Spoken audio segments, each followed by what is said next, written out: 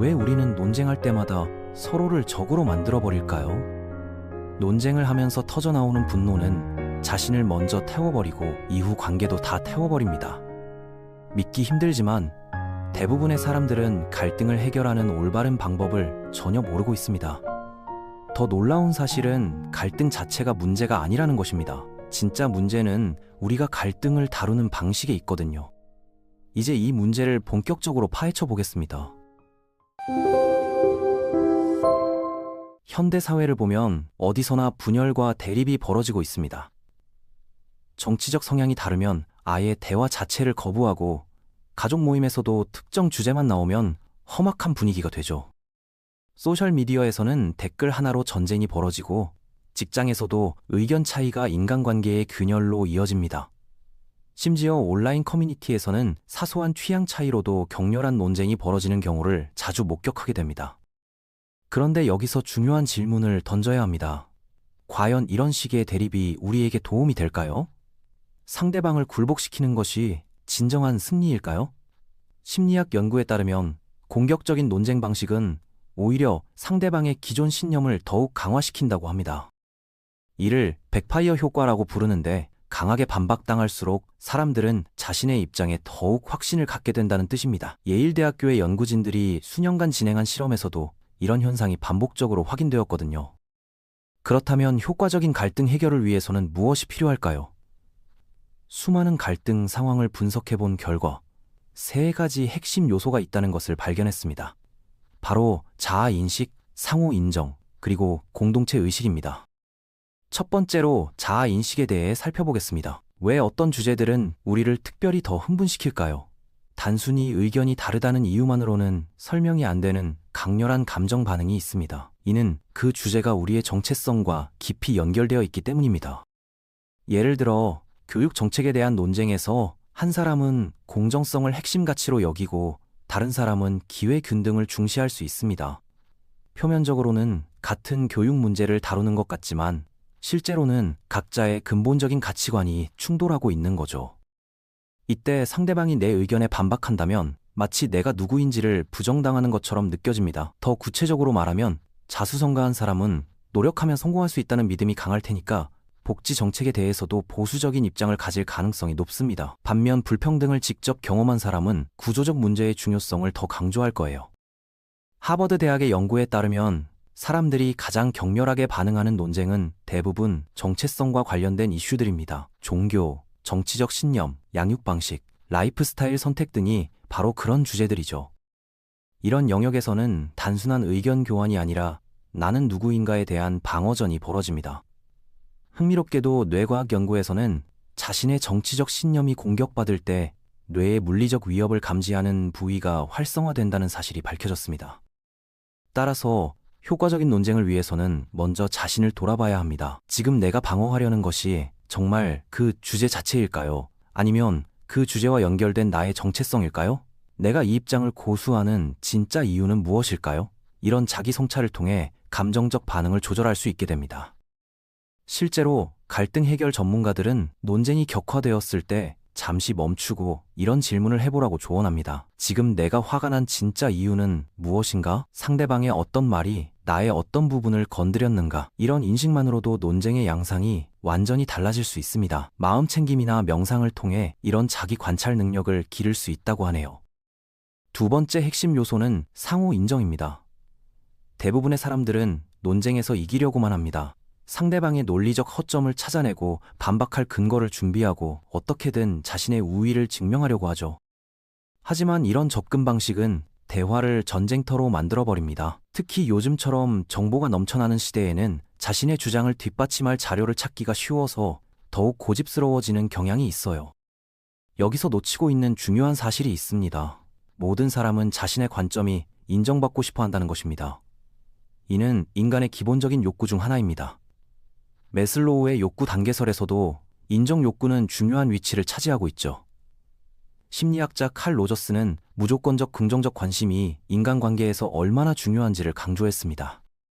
그런데 논쟁 상황에서는 어떤 일이 벌어질까요? 서로 인정받으려고 하면서도 정작 상대방은 인정해주지 않으려고 합니다. 상대방을 인정해주는 것이 마치 내가 지는 것처럼 느껴지기 때문이죠. 이런 모순적인 상황이 갈등을 더욱 악화시킵니다. 게다가 승부욕이 강한 문화에서 자란 우리들은 인정하는 것을 약함의 표시로 여기는 경우가 많거든요. 하지만 역설적이게도 상대방을 먼저 인정해주는 것이 더 효과적인 결과를 가져옵니다. 심리학에서 말하는 상호성의 법칙 때문입니다. 사람들은 자신을 이해해주는 상대방에게 더 호의적으로 반응하고 그 사람의 말에도 더 귀를 기울이게 됩니다. 이는 진화 심리학적으로도 설명이 가능한데 협력적인 관계를 맺는 것이 생존에 유리했기 때문에 이런 성향이 발달했다고 봅니다. 구체적으로 어떻게 실천할 수 있을까요? 논쟁이 시작되면 즉시 반박하려고 하지 마세요. 대신 상대방의 말을 끝까지 들어보세요. 그리고 이런 질문을 스스로에게 던져보세요. 이 사람이 이런 생각을 갖게 된 배경은 무엇일까?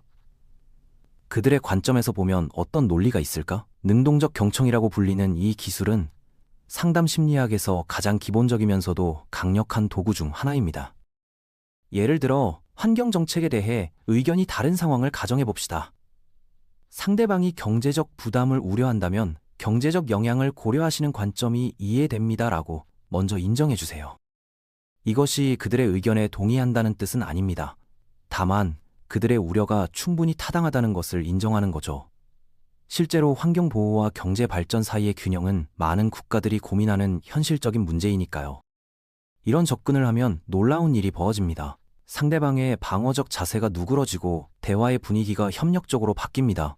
스탠포드 대학의 연구에 따르면 자신의 관점이 인정받았다고 느끼는 사람들은 상대방의 의견에도 더 개방적으로 반응한다고 합니다. 이를 인지적 개방성이라고 부르는데 새로운 정보를 받아들이고 자신의 생각을 수정할 수 있는 능력을 의미해요. 세 번째 핵심 요소는 공동체 의식입니다. 일반적인 논쟁에서는 나 대 너의 구도가 형성됩니다. 마치 권투 경기처럼 한쪽이 이기면 다른 쪽은 져야 하는 제로섬 게임으로 인식하는 거죠. 하지만 이런 사고방식은 건설적인 해결책을 찾는 데 방해가 됩니다. 게임 이론에서도 이런 제로섬 게임보다는 윈윈 상황을 만드는 것이 모든 참여자에게 더 유리하다고 설명하고 있습니다. 이를 위해서는 먼저 공통점을 찾아야 합니다.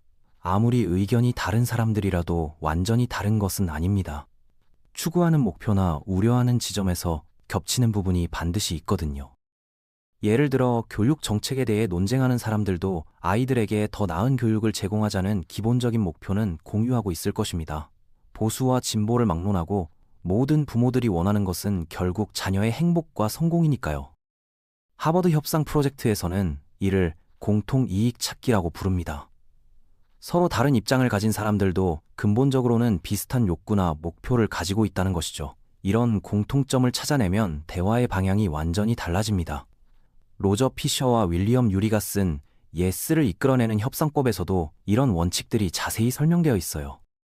구체적인 방법을 제시해 보겠습니다. 논쟁이 격화되었을 때 이런 질문을 던져보세요. 우리 둘 다 원하는 것이 무엇일까요? 어떻게 하면 서로의 관심사를 최대한 만족시킬 수 있을까요? 이런 질문은 대화의 성격을 경쟁에서 협력으로 바꿔줍니다. 브레인스토밍 기법을 활용해서 다양한 대안들을 함께 모색해보는 것도 좋은 방법입니다. 실제 사례를 들어보겠습니다. 한 회사에서 재택근무 정책을 두고 직원들과 경영진 사이에 갈등이 있었습니다. 직원들은 유연성을 원했고 경영진은 생산성을 우려했죠. 처음에는 서로 자신의 입장만 주장했습니다. 하지만 대화 방식을 바꾸면서 상황이 달라졌습니다. 전문 퍼실리테이터를 초빙해서 구조화된 대화를 진행했거든요. 우리 모두가 원하는 것은 회사의 성공과 직원들의 만족이다라는 공통점을 확인했습니다. 그리고 어떻게 하면 생산성을 유지하면서도 직원들의 요구를 수용할 수 있을까라는 질문을 중심으로 논의했죠. 결과적으로 성과 기반 평가 시스템과 함께하는 하이브리드 근무 방식이라는 창의적 해결책을 찾을 수 있었습니다. 이 과정에서 양측 모두 서로의 입장을 더 깊이 이해하게 되었고 신뢰관계도 강화되었다고 해요. 이런 접근 방식의 효과는 개인적 관계를 넘어서 사회 전체에도 적용될 수 있습니다. 정치적 양극화가 심각한 요즘 우리에게 필요한 것은 더 강한 주장이 아니라 더 나은 대화 방식입니다. 미국의 정치학자 로버트 퍼트넘은 사회적 자본의 중요성을 강조하면서 시민들 간의 신뢰와 협력이 민주주의의 기반이라고 말했습니다. 정치학자들의 연구에 따르면 민주주의의 건강성은 시민들의 대화 능력과 직결된다고 합니다. 서로 다른 의견을 가진 사람들이 건설적으로 소통할 수 있을 때 사회 전체가 더 나은 방향으로 발전할 수 있다는 것이죠. 독일이나 북유럽 국가들처럼 사회적 대화 문화가 잘 발달된 곳들을 보면 정치적 갈등이 있어도 극단적 대립으로 번지지 않는 경우가 많습니다. 그렇다면 우리는 어떻게 시작할 수 있을까요? 거창한 변화부터 시도할 필요는 없습니다. 일상의 작은 논쟁에서부터 이런 원칙들을 적용해 보세요. 가족과의 대화에서, 동료와의 회의에서, 온라인 토론에서 말이죠. 작은 변화들이 쌓여서 큰 변화를 만들어낸다는 것을 기억하면서요. 먼저 자신의 감정 상태를 점검해 보세요. 지금 내가 방어적이 되고 있는 이유는 무엇인지 생각해보고 상대방의 관점에서 상황을 바라보려고 노력하세요. 그리고 공통의 목표나 관심사를 찾아서 대화의 방향을 협력적으로 이끌어가세요. 이런 기술들은 연습을 통해 충분히 향상시킬 수 있습니다. 물론 이런 변화가 쉽지는 않습니다. 우리는 오랫동안 경쟁적 사고에 익숙해져 있거든요. 하지만 작은 변화들이 모여서 큰 변화를 만들어낸다는 것을 기억해 주세요. 한 사람의 변화가 주변 사람들에게 영향을 미치고 그것이 다시 더 넓은 범위로 퍼져나가는 거예요. 상상해 보세요. 만약 우리 사회의 구성원들이 모두 이런 방식으로 소통한다면 어떨까요? 정치적 대립이 건설적 토론으로 바뀌고 사회적 갈등이 협력적 문제 해결로 전환될 것입니다. 이는 단순한 이상이 아닙니다. 충분히 실현 가능한 목표입니다. 하지만 이 모든 변화는 바로 우리 각자에서 시작되어야 합니다.